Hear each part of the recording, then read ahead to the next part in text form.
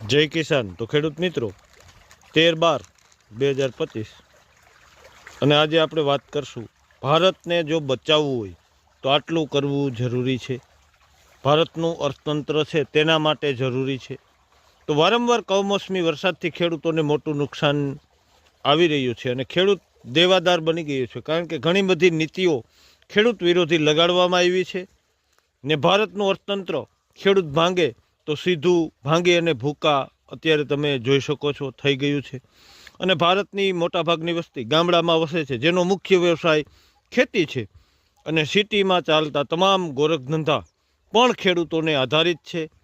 અને એ બધા સાથે મળી અને ખેડૂત વિરોધી જે નીતિઓ ચલાવી રહ્યા છે ને ખેડૂતોને યોગ્ય ભાવ તેના પાકના એક તરફ મળતા નથી, બીજી તરફ મોંઘવારી પણ માજા મેલી ગઈ છે.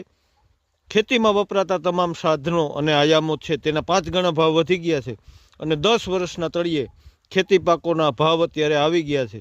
તો ખેડૂતો માથે અણધાર્યા ખર્ચા તેમજ સારા અને માઠા પ્રસંગો સમગ્ર ભારતના ખેડૂતો મોટા એક કર્જની ખાઈમાં ધકેલાઈ રહ્યા છે.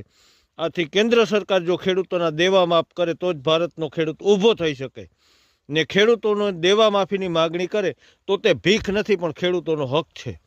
અને જો ખેડૂતોના પાક ઉપર પણ જે આયાત કરી અને વિદેશથી માલ ઠલવવામાં આવે, પાક તૈયાર થાય ત્યારે જ લેવામાં આવે છે, તો વિદેશથી જે ભારતની માર્કેટમાં લેવામાં આવે માલ બંધ કરવામાં આવે અને સામે MSP ગેરંટીનો કાયદો લેવામાં આવે.